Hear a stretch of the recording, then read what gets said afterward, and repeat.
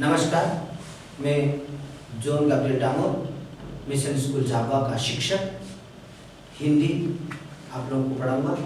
जान लीजिए, आज आपका अपना विषय है व्याकरण के अंतर्गत अलंकार। अलंकार आप सभी जानते हैं, अलंकार का अर्थ है आभूषण या गहना।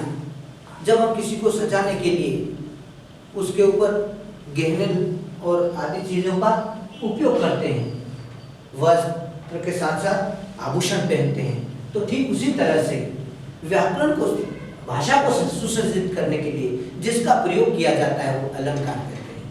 इसकी परिभाषा है काव्य की शोभा बढ़ाने वाले धर्म को अलंकार कहते हैं। अलंकार किसे कहते हैं? काव्य की शोभा बढ़ाने वाले धर्म को अलंकार कहते हैं। अलंकार को तीन भागों में विभक्त किया गया है। तीन भागों में शब्दालंकार, अर्थालंकार, उभयालंकार। अलंकार को तीन भागों में विभक्त किया गया है, शब्दालंकार, अर्थालंकार और उभयालंकार। उभयालंकार के अंतर्गत शब्दालंकार और अर्थालंकार का दोनों का प्रयोग किया जाता है। परिभाषा देखेंगे शब्दालंकार की। काव्य में जहां शब्दों के द्वारा शोभा बढ़ाई जाती है वहां पर शब्दालंकार है। काव्य में जहां शब्दों के द्वारा शोभा बढ़ाई जाती है वहां पर शब्दालंकार होता है। काव्य में जहां अर्थों के द्वारा शोभा बढ़ाई जाती है वहां पर अर्थालंकार, और काव्य में जहां शब्दों और अर्थों दोनों के द्वारा शोभा बढ़ाई जाती है वहां पर उभयालंकार कहलाता है। उदाहरण के लिए शब्दालंकार, तरनी तनुजा तट तमाल तरुवर बहुछय। तो यहाँ पर हम लोग शब्द का प्रयोग करें, ऐसे शब्दों का हमने चयन किया जिससे कि काव्य में आनंद आए। अर्थालंकार, चंदन सा बदन। तो यहाँ पर हम लोग चंदन और बदन दोनों में हम लोग तुलना करते हुए अर्थ के द्वारा शोभा बढ़ाई जा रही है। लेकिन उभयालंकार में दोनों के द्वारा शोभा बढ़ाई जाती है, शब्द और अर्थों के द्वारा वहां पर उभयालंकार होता है। हम देखेंगे शब्दालंकार के भाग। शब्दालंकार के मुख्य तीन भाग हैं, अनुप्रास, यमक और श्लेष। अनुप्रास, यमक और श्लेष।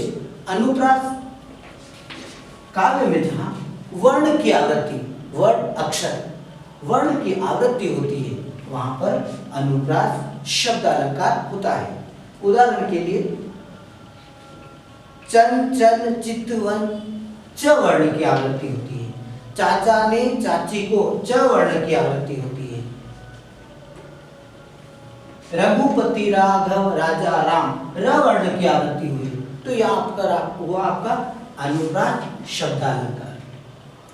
यमक शब्दालंकार में शब्दों की आवृत्ति होती है। कनक कनकते सोगुनी मादकता अधिकाय। कनक शब्द की आवृत्ति हुई है, लेकिन अर्थ भिन्न भिन्न होता है। यमक शब्दालंकार में शब्दों की आवृत्ति होती है किंतु अर्थ भिन्न भिन्न होता है। अनुप्रास में वर्ण की आवृत्ति होती है, वर्णों की आवृत्ति होती है। चरण चरण संचरण सुनहरा च वर्ण की आवृत्ति हुई, चरण। अब यहां पर देखिए, यमक में शब्द की आवृत्ति होती है किंतु अर्थ भिन्न भिन्न होता है। अर्थ भिन्न भिन्न, इसके अर्थ भिन्न भिन्न होते हैं। पहला, कनक कनकते सोगुनी मादकता अधिकाय। कनक का अर्थ है सोना और दूसरा कनक का अर्थ है धतूरा। तो दोनों का अपना एक नशा होता है, दोनों का एक मादकता होती है। यदि सोना किसी के पास आ जाता है तो वो घमंड करने लगता है और उसको नशा लेता है सोने का। और कनक अर्थात धतूरा, यदि कोई धतूरा खा लेता है तो उसका अपना एक अलग नशा होता है। किससे कहा है? कनक कनकते सोगुनी मादकता अधिकाय। तो शब्द की आवृत्ति है, अर्थ भिन्न भिन्न है। ठीक, पहला आपका सोना और दूसरा है आपका धतूरा। श्लेष शब्दालंकार। श्लेष का अर्थ होता है चिपका हुआ। श्लेष का अर्थ है चिपका हुआ। काव्य में जहां पर एक ही शब्द का भिन्न भिन्न जगह पर भिन्न भिन्न अर्थ निकलता है वहां पर श्लेष शब्दालंकार होता है। एक शब्द का भिन्न भिन्न जगह पर भिन्न भिन्न अर्थ निकलता है। यमक में आपने देखा शब्दों की आवृत्ति होती है और दोनों का अर्थ भिन्न भिन्न है। श्लेष में शब्द एक है लेकिन उसके अर्थ भिन्न भिन्न जगह पर भिन्न भिन्न होते हैं। पानी गए न उबरे मोती मानस चून। पानी शब्द एक है लेकिन यहाँ पर अलग अलग स्थिति में अलग अलग अर्थ निकला है। पानी गए न उबरे मोती मानुष और चून। चून मतलब चूना, मानुष मनुष्य, मोती अर्थात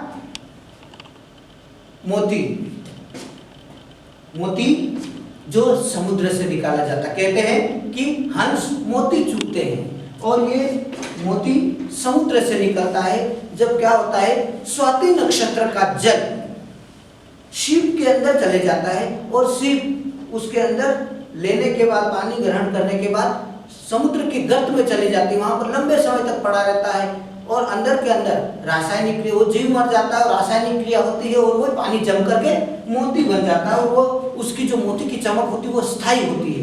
तो यहाँ पर बोले पानी गए न उबरे, पानी जाने के बाद ऊपर नहीं आ सकता अर्थात उसका महत्व नील हो जाता है। तो पानी गए न उबरे मोती मानुष, तो मोती का पानी कहने का मतलब उसकी चमक से, चमक, मोती की चमक यदि चली जाए तो वो किसी काम का नहीं, व्यर्थ हो जाता है, बेकार हो जाता है, महत्वहीन हो जाता है, फेंकने के लायक हो जाता है। और मानुष, मानुष के साथ उसका पानी अर्थात मनुष्य की इज्जत, मनुष्य की इज्जत, यदि मनुष्य की इज्जत चली जाती है तो वो मनुष्य समाज में रहने लायक नहीं होता है। और चूना का अर्थ जो है वो सीधा पानी से है।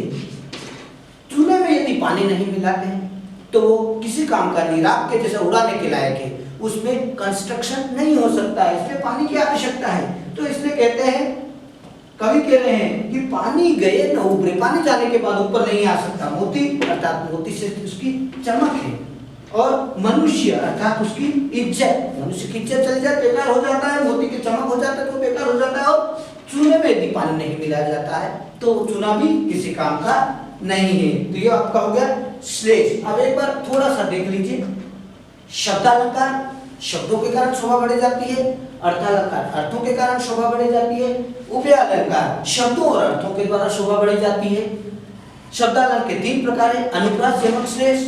अनुप्रास में वर्णों की आवृत्ति होती है, यमक में शब्दों की आवृत्ति होती है किंतु दोनों के अर्थ भिन्न भिन्न है। और श्लेष, श्लेष का अर्थ होता है चिपका हुआ, एक ही शब्द के भिन्न भिन्न जगह पर भिन्न भिन्न अर्थ निकलते हैं। हम देखेंगे अनुप्रास के भाग।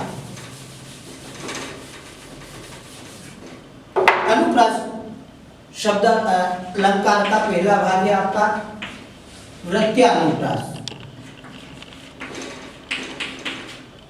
शब्दालंकार का अनुप्रास का पहला भाग है वृत्यानुप्रास। वृत्यानुप्रास में वर्णों की आवृत्ति बार बार होती है। वृत्यानुप्रास वर्णों की आवृत्ति, उदाहरण के लिए आप देख चुके हैं अनुप्रास के अंतर्गत, तो वृत्यानुप्रास तरनी, तनुजा, तट, तमाल, बहु छाए। तो यहाँ पर त वर्ण की आवृत्ति बार बार हो रही है तो यहाँ पर ये हो गया आपका वृत्यानुप्रास। दूसरा है आपका छेकानुप्रास। छेकानुप्रास में शब्दों की वर्णों की आवृत्ति केवल 2 बार होती है।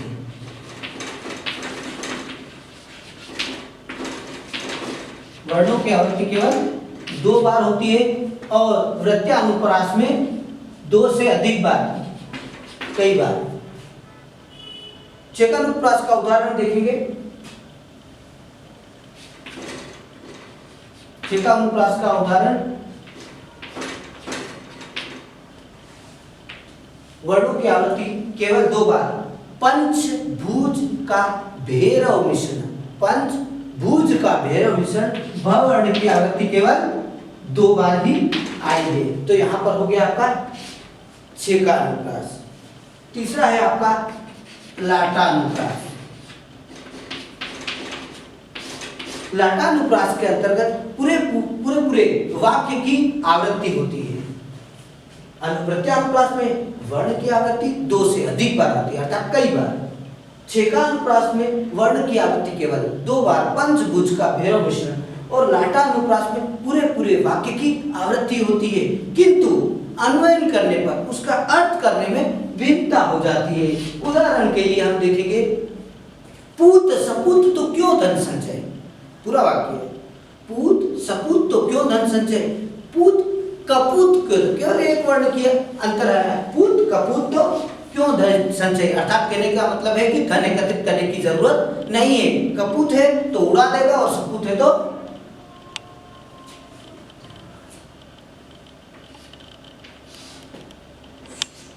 श्रुत्वानुप्रास हो गया। श्रुत्वानुप्रास में एक ही